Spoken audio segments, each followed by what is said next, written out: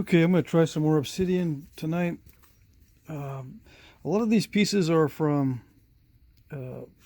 from my friend Bill, who sent me this a box of a bunch of obsidian. And I just want to say I appreciate it very much. I don't know if I've said that enough, but some of this stuff is really awesome. And I'm finding that through experimentation and people looking at these videos, that some of this is extremely high quality. Some of it is that black butter dacite stuff.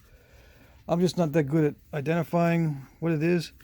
This looks pretty good, so I'm going to try this and see what it is. I'm going to try a large piece, a large long biface first and see how that goes. Yeah, this one is not dacite at all.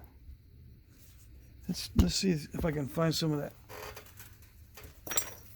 I want to work some dacite tonight because I get a lot of questions on it.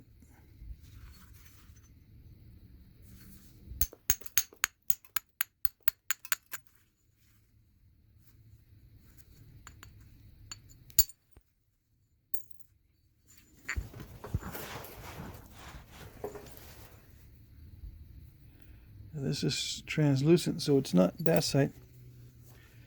Let's see.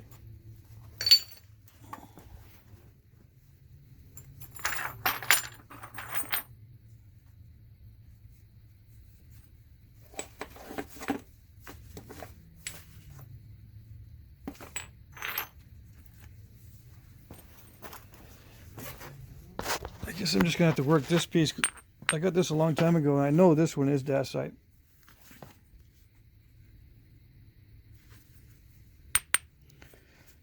Yeah, I'm going to lose the width on this one. I hate to lose all that width, but I don't know what point I could make with it that's that wide.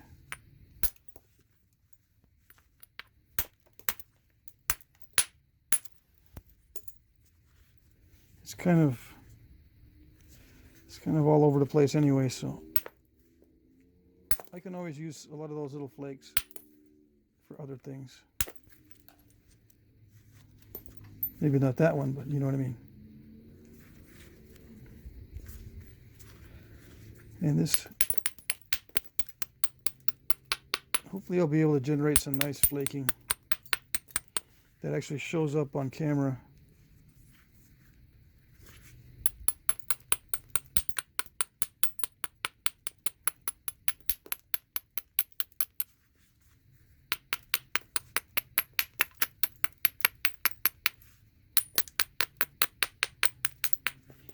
Now, if you've sent me stuff and I haven't worked on it yet, don't be afraid to give me a reminder. I've got stuff stacked up in different places, right? So I can see it when I walk in here.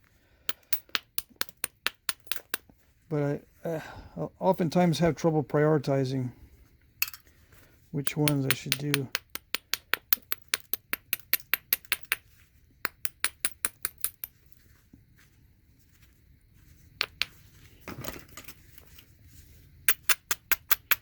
I was going to go through that stack of obsidian spalls and just knock off all the sharp edges like this on every one of them so that when I reach in there I won't get cut. I've been looking through and handling a lot of obsidian lately. The more glass I handle, you know, the risk goes up of getting a nice big cut.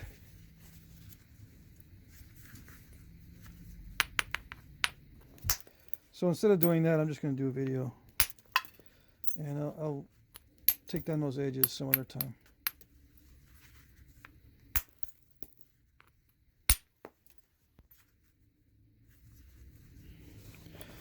Again, a lot of these flakes are usable.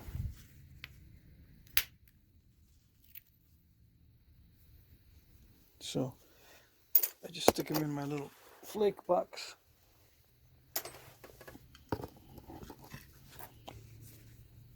Okay. I want this to be as long as possible.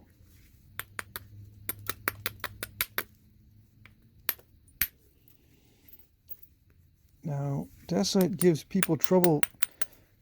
I'm not sure exactly why. I've always been afraid to use obsidian in the past because it is so fragile. Afraid to use it on video.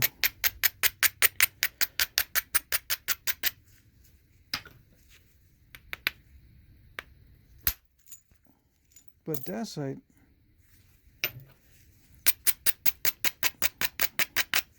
I'm trying to remember how it was when I first started working it. I think I didn't want to get attached to it because it would cost me money to get into it. Whereas I could get a lot of Texas chert a lot cheaper and a lot easier if I got addicted to that stuff. So that's what I did. I think that's what I did. But this is really excellent stuff. If you can get good at Dacite, I mean, it's just beautiful stuff.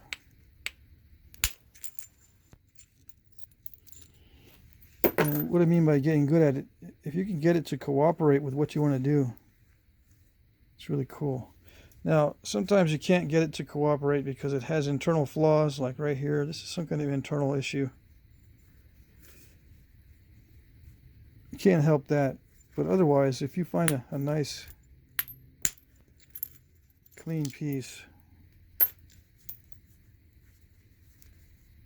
it's really good stuff.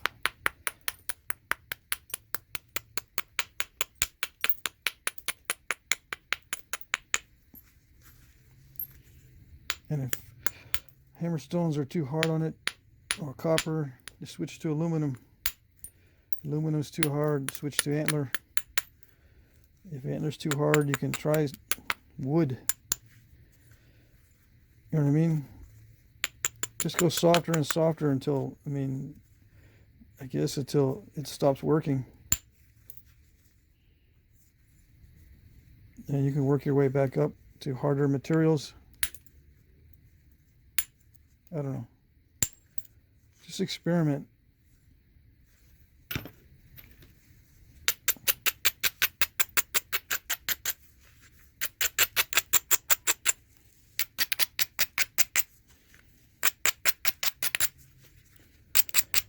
And I realize not all Dacite is the same. Some might be really good and some might not be.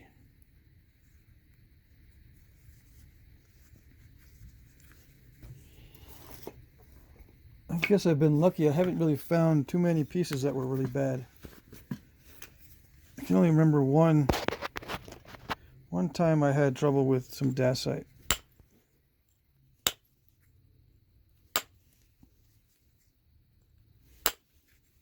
That's it.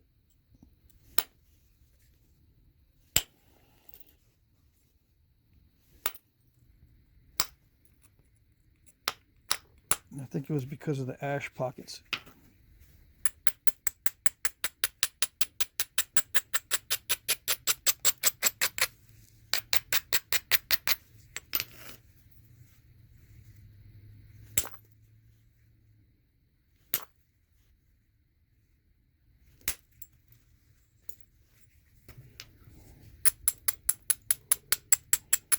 I seem to remember I had one piece of Dacite that had a big old ash pocket that messed me up.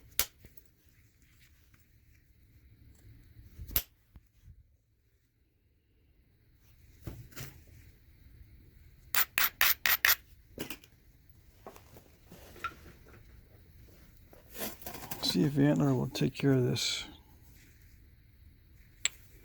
This is above center line. I don't pay too much attention to that anymore. If the bulb of percussion is big enough, it'll scoop it out.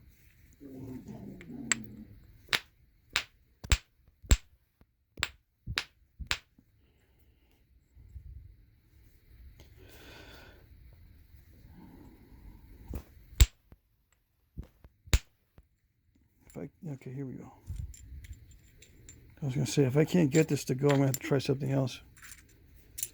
There you go.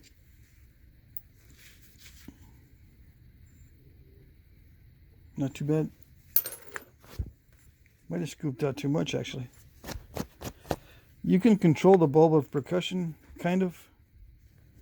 Once you get used to the strikes and what they do, inward will produce more of a bulb. Inward hits, the straight down hits kind of peel the flakes off thinner, less of a bulb.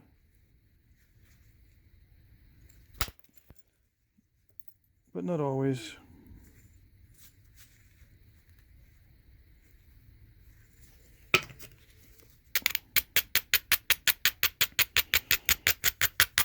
Sometimes the platform is just not cooperative and you'll get a big bulbish scoop out, no matter what you do.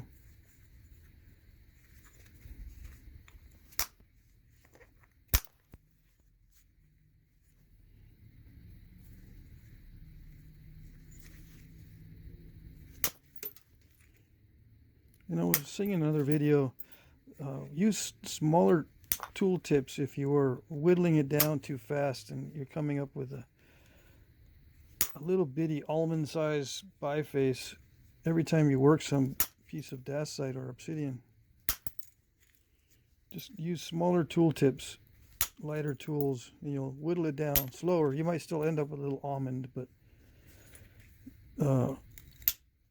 it would be a better learning experience if it's slower, instead of just going to town and whittling it down to a little bitty biface in like 15 minutes. If it takes you 2 hours to whittle it down, that's a little bit better, because you're getting the feel for the stone more, I guess. I don't know. I do switch down to a lower weight or lower sizes or smaller sizes if I'm feeling it's too aggressive, or I'm just removing way too much material. If I'm not able to preserve width or length, I'll go smaller with the tools. Usually smaller tools means I want smaller flakes, and I could end up using small tools on a big biface if I just want to dress up the edge, because all I want is small flakes from the edge. But I can reduce a big biface with small tools too. It just takes longer, and sometimes it's harder, more difficult.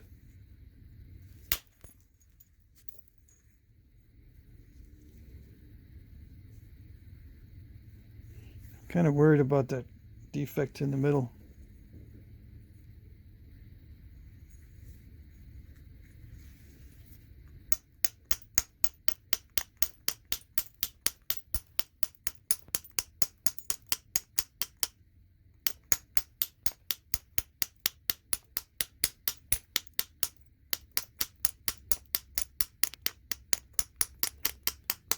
I'm taking this edge to get closer. This edge is closer to the defect than this edge, so I don't want to take this edge down. I'll take this one down and try to work some more flakes into that area.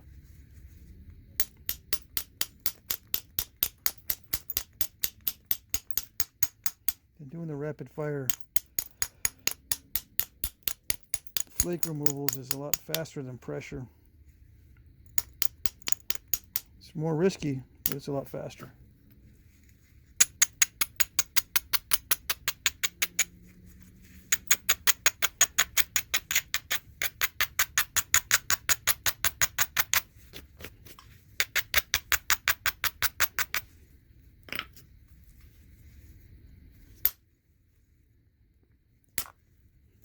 I was watching some Edbo 23 videos today. Well, 2 of them. And these were from 2007. Like when I first started watching YouTube videos, he was one of the first ones I watched. I picked up a lot of my mannerisms from him.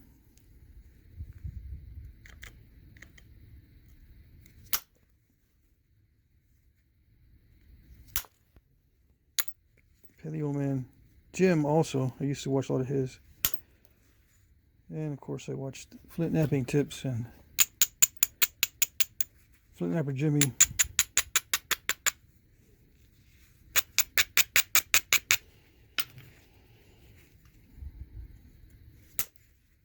There's not one more, I can't remember.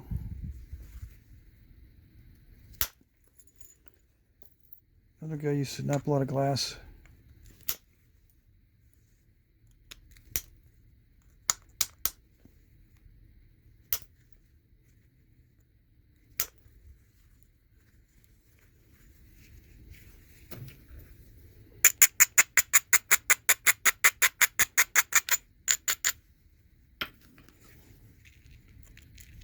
Anyway, I should have been paying more attention on the pressure flaking back then.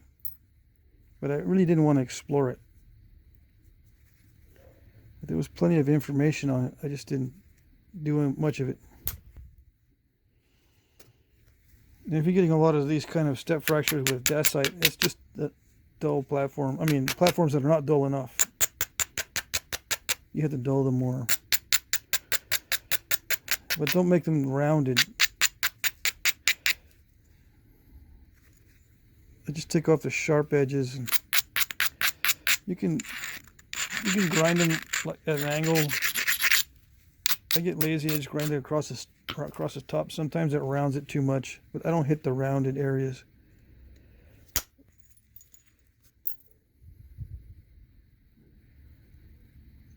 I'll hit to the side a little bit or something.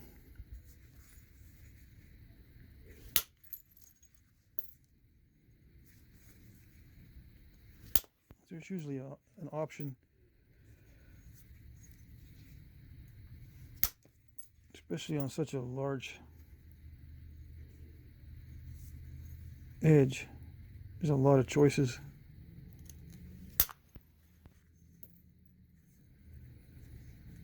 Yeah, I'm trying to get the feel for this material in a long flake, so I'm going to have to stop thinning it because it's going to get too thin too soon.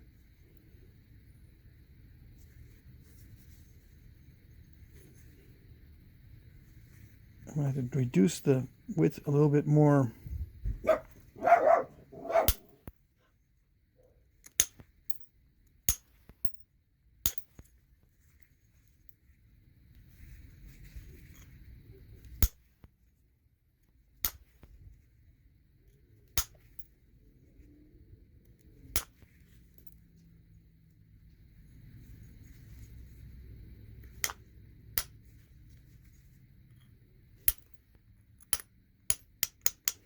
I might not actually need to thin it anymore, just work on the edges and maybe clear that up in a little bit.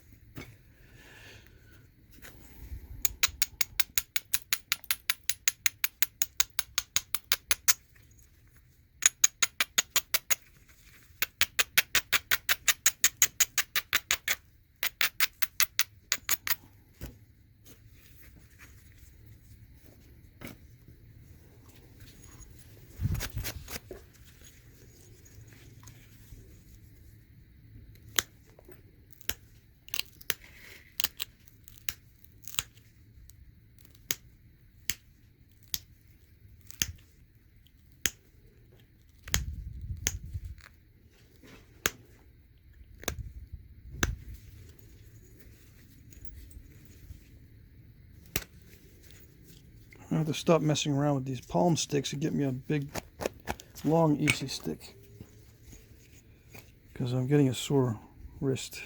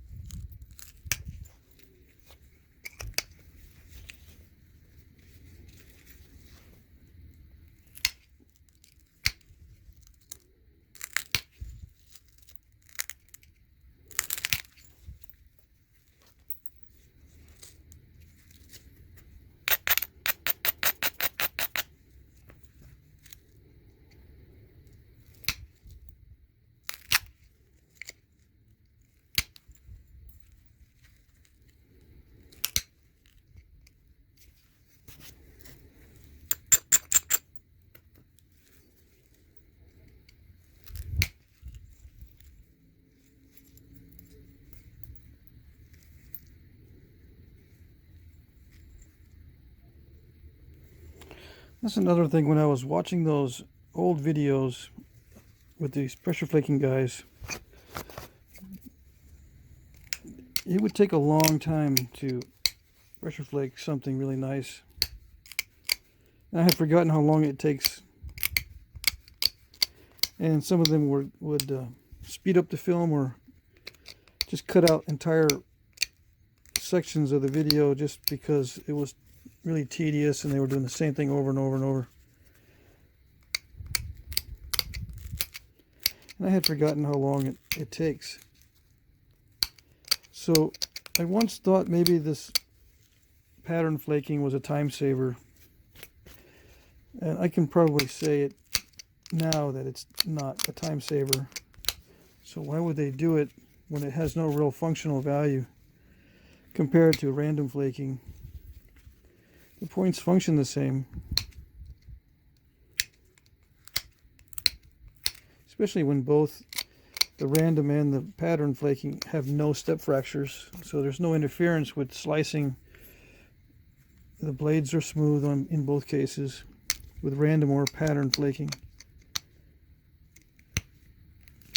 So what is it? I noticed that with pattern flaking, it is kind of safe. It's actually safe to get down to the final dimensions using just pressure flaking to do the final shaping from a relatively large preform. Whereas I would use indirect percussion to reduce the large preform to near final dimensions. It's safer to use pressure flaking for that step. It appears after watching some of those videos. That may be the reason. The higher chance of success.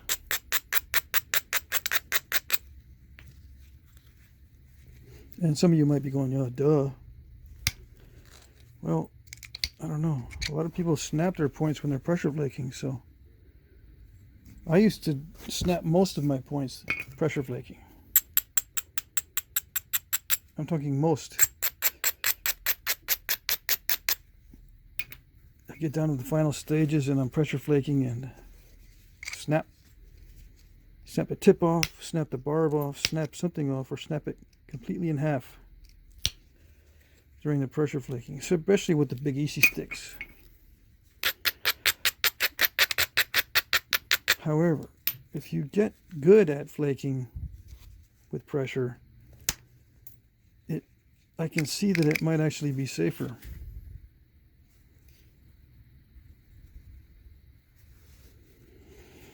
So maybe that's it. I guess I'll find out. I don't know. I either have a piece of glass stuck in my pants that keeps cutting me, or I have a piece stuck in the skin there. We'll find out. We'll find it later.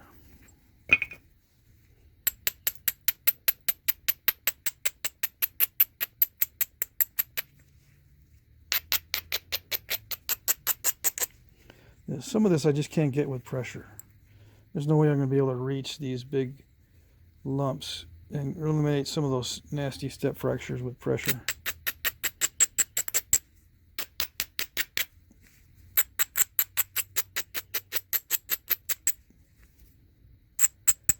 Unless I make a big old EC stick. Maybe next video. Come up with a big old EC stick or something. I still don't know how I would get that removed with an EC stick though. It would have to be a lot more narrow and I could shoot flakes across from that side. But right now with indirect percussion I can probably hit a flake here that expands out this way. You know, it'll fan out this way. This side of that fan might take off that step fracture. Of course, I got another step fracture right there, so it's risky. Risky.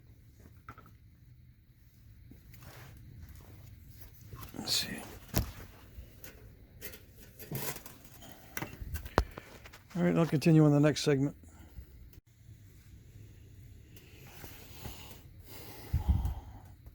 So working Dacite, you are going to get lots of steps, you know. I'm not saying that just because I do. It is kind of steppy. Just like all obsidian or obsidian related stones. If you don't watch it, you'll end up with steps and stacks. Just like anything else, right? But with this stuff, it's so easy. But I don't worry about it. I used to worry about it right away. Like if I get a step fracture, I would immediately switch over to damage control mode and try to get rid of it right away. Got to get rid of it right away. But now I wait.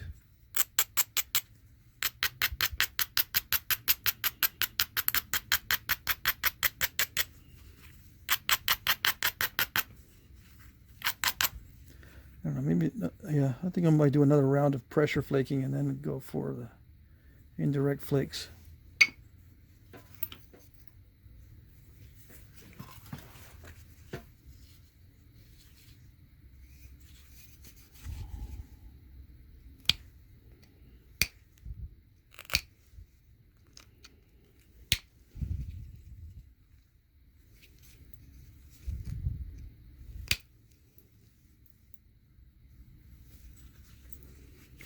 Seems like I would have more control with pressure, but I still can't really figure out where these flicks are going to go.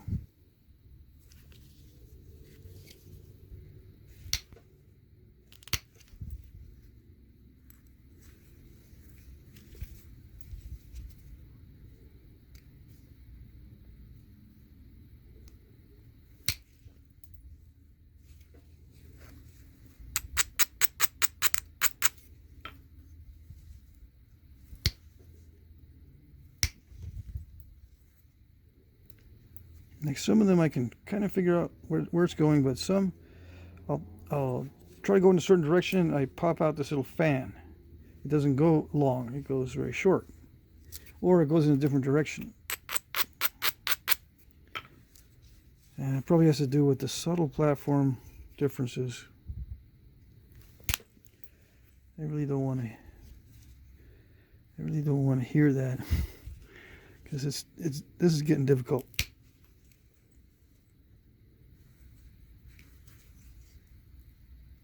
Difficult to explain.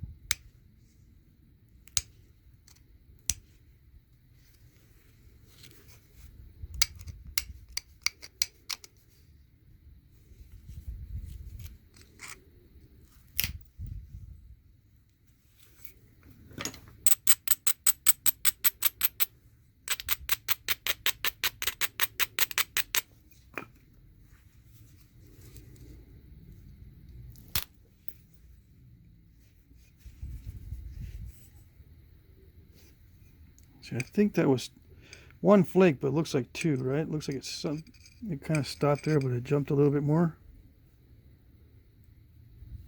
Yeah.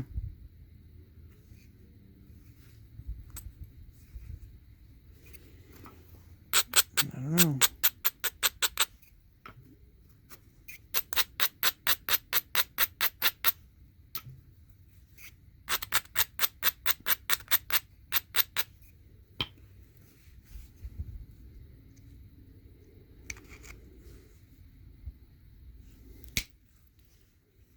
There we go.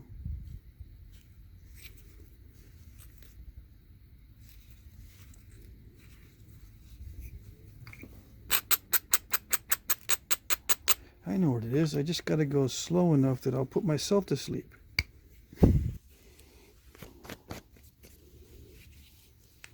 That's it.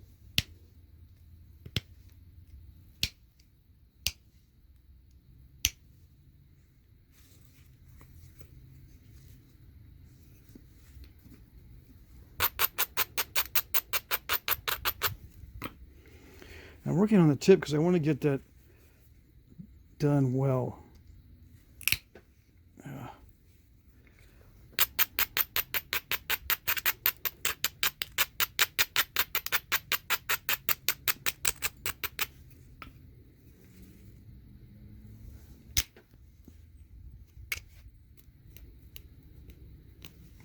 I don't want to have to do any damage control toward the end and on the tip. I want it to be nice and smooth, so when I do the final pass of flakes, they'll travel nicely, in theory. There we go. So I can do it sometimes. I can send a flake where I want to sometimes. But if I want to do pattern flaking, I have to do it like 90% of the time. Right now I can maybe do it 50% or more.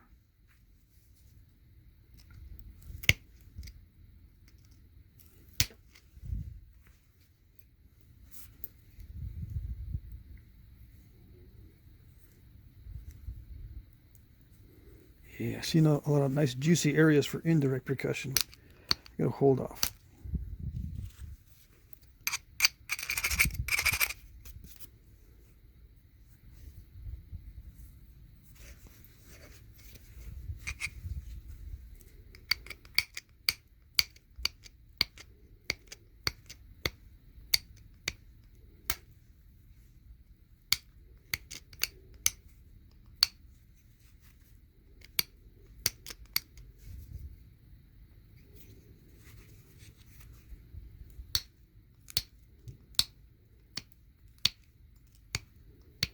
Another thing is Dacite flakes are not as nasty as glass or obsidian.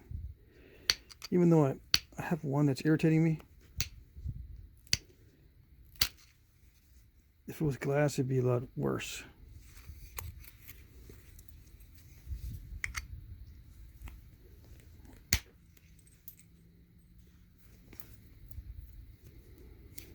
Yeah, it's not too bad.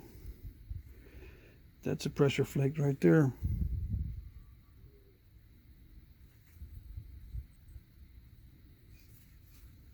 When I get down to the final dimensions, I'm going to have to do that kind of pressure flake each time. We'll see. All right.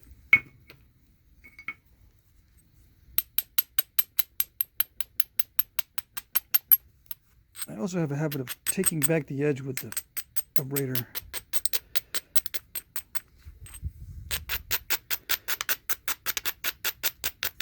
Actually working the edge and removing flakes. But I should just leave it up to the pressure flaker to do that for now, so I can get some more practice.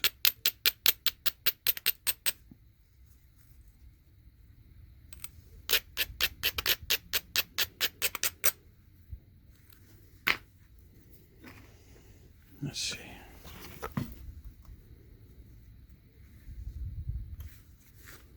All right, strategy is to get rid of some of these lumps. High spots and step fractures and all kinds of nasty stuff. Okay.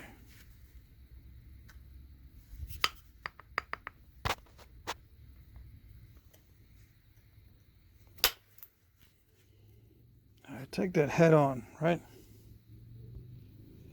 Some of you are nodding their heads. Yep, that's what I get with Dacite.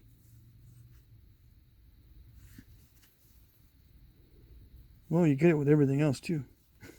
Don't feel too bad.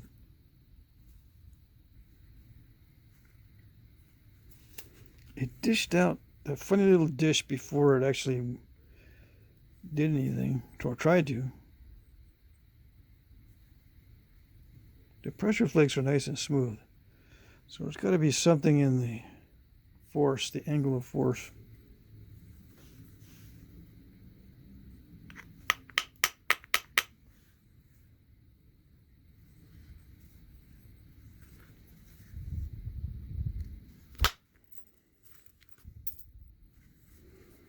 I know what it is. Don't think about it too much.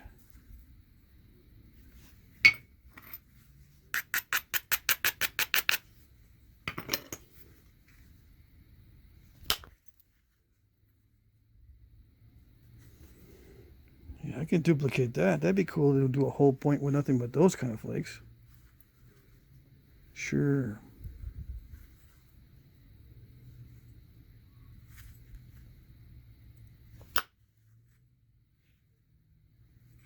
Okay. I think I'm going to try this other one, steel. I think that one flaker is too small.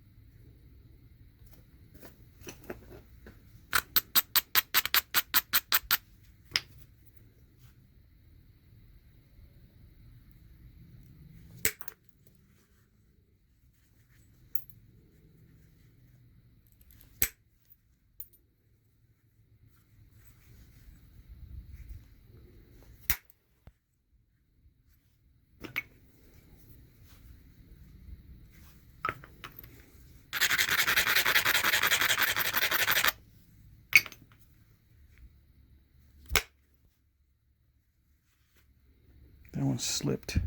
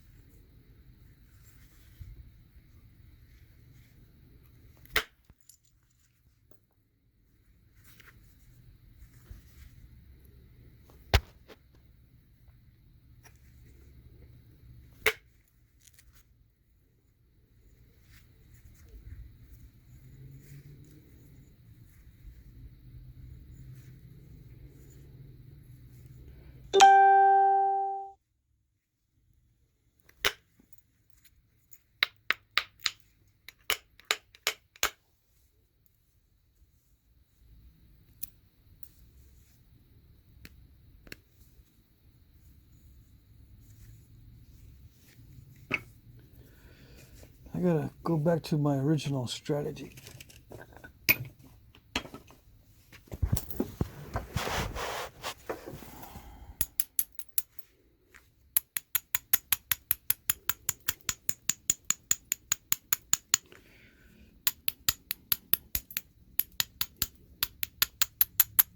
Which means just opportunistic, not methodical as far as techniques.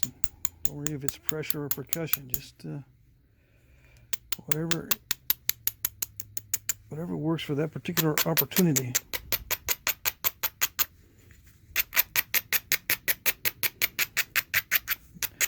Don't try to force a technique onto a situation where something else is the better option.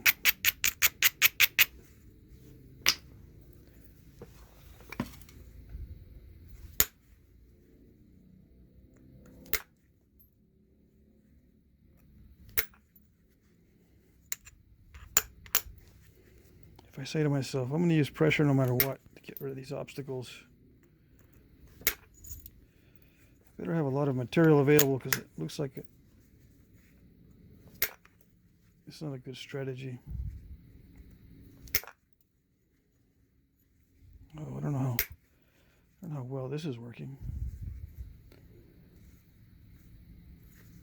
Yeah, I'm messing myself up. All right. And some of you nodding your heads, yep, that's what I get with Dacite.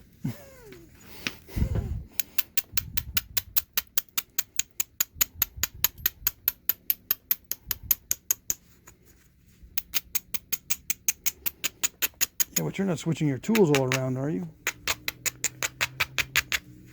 I'm switching around back and forth and trying different mindsets and looking ahead and stuff. And I just need to focus on now.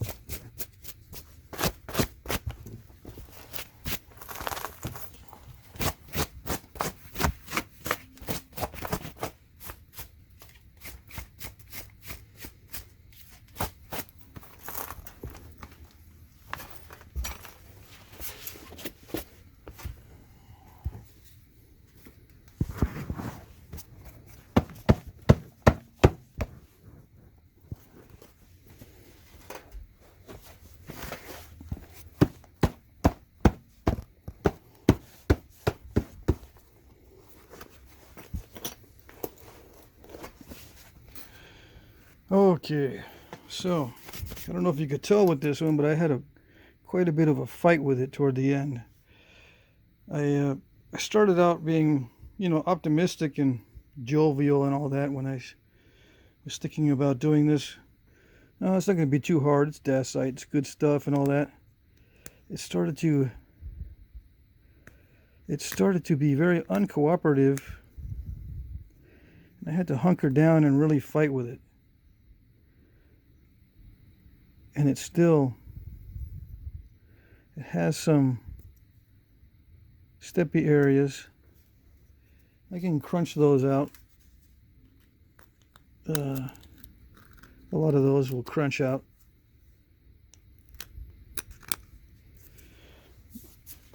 But it still kind of bugs me that I was not able to get smooth terminations.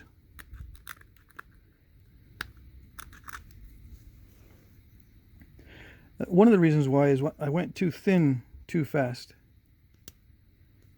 I realize that now, looking back, because you need a lot of room to flake this stuff.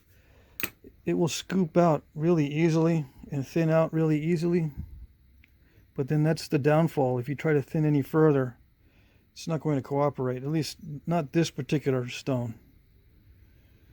Okay, so it's a Humboldt, right? I wanted it to be wider at the base. Let's see if I can find the Humboldts without too much fuss. Yeah, see how the Humboldts are widest at the base, and mine is not. See, I wanted it to be more like this one here. I do have room to do that, but I didn't want to take it down anymore. I was starting to get tired of this one.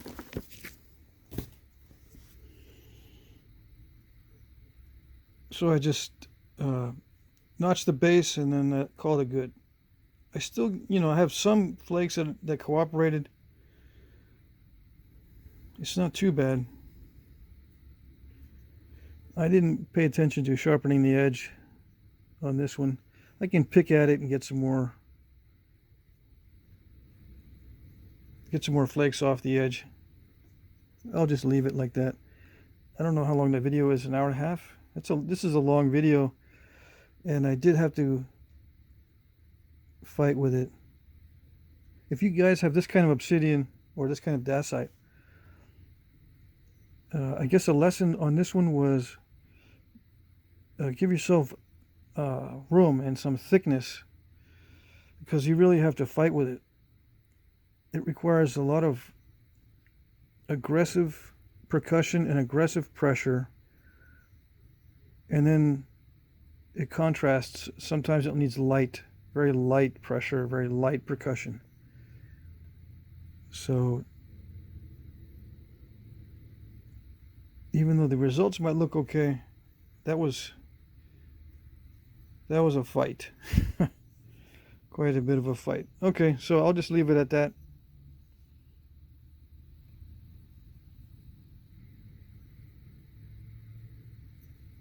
It turned out okay. All right.